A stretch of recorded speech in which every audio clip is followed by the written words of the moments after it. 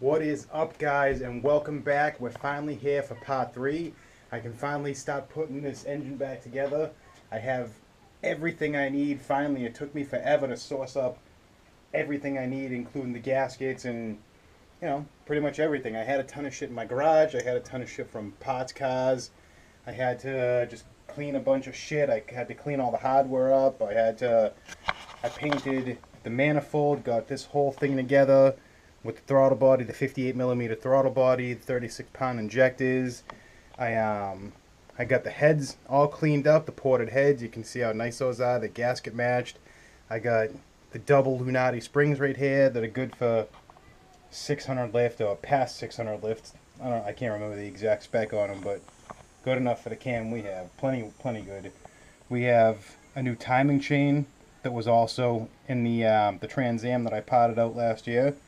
I cleaned up the timing cover, got all new seals in it. I have an ARP, the 12-point ARP head bolt set, which was salvaged from another car. We have the 292 XFI comp cam right here, which the specs are 244, 248. I can't remember the exact lift. 587 lift or something like that. I can't remember. We got fairly new lifters right here that were also pulled from a junk car. And that's pretty much it. We have the let me rip this fucking thing off here.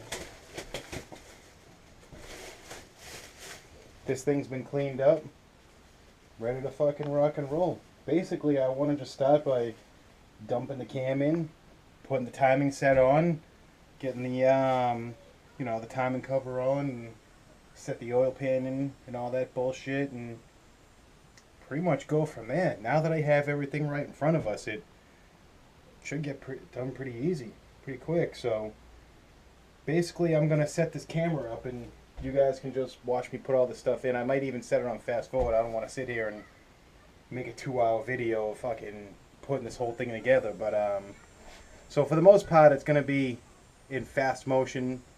I'll stop and talk about, certain things that we should talk about, like when I do the torque sequence on the cylinder heads, or, stupid shit like that. But, yeah, I guess. So when you're putting an engine together, like this, with all this stuff here, the key to really having it go together good and not have any oil leaks or any issues or anything like that, the key things are to make sure that you clean all your hardware. All of it. Every piece you have. Even these are for the timing cover. Even every single bolt. These are for the oil pan. Just everything. Just clean everything. Get all the old gasket sealer out. Get all oils off of it. Get all that shit out. And when you put stuff together, when you for instance, the head gaskets here, every mating surface, no matter if it's for the timing cover, no matter if it's for the intake up here or for the cylinder heads, every surface must be super duper clean. So you'll see me put a little brake clean on a rag or whatever, and then and wipe it down. So between clean hardware and clean surfaces and torquing every bolt to the proper specs, that'll ensure that you won't have any oil leaks. And then when you put this thing together and start running it, you're not going to have any fucking issues, because there's nothing worse than getting a whole nice motor put together, get 3 miles down the road, and you got a fucking oil leak. I don't want to deal with that shit. I know you guys don't. So this is the way I do it. I've never had any issues. I think most people put their engines together cleanly. That's the key. But you want to cut corners and do it fast, you're going to end up with issues. So, yeah, I guess without further ado, I'm going to get going. I'm just going to set this fucking thing up and point it here so I have both hands free. And I'm going to start putting this thing together. All right?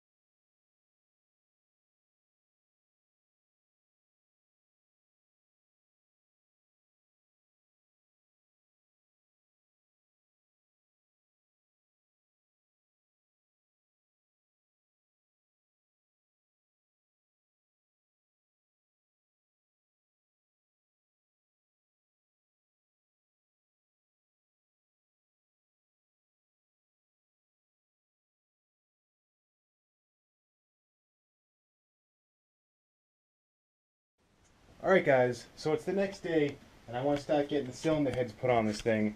So as you can see here, I have all the head bolts in thread sealer. You can see how you can get it all in those threads and make sure that it gets in every area of that thing. So now, when we put these things on, you'll see here that I have a torquing sequence where you can see this is the cylinder head here, obviously, and it works for both sides. And so basically you have to torque this in 3 different passes, 25, 45, and 65 foot-pounds. And you have to do it in this order. Basically it's almost like a spiral that spirals out from the center and just gets them all. So you make 3 passes, and that's it. It should be ready to run. So yeah, I'm gonna put you guys on the stand like I did with all the other shit, and you can just watch me do it. Alright, peace.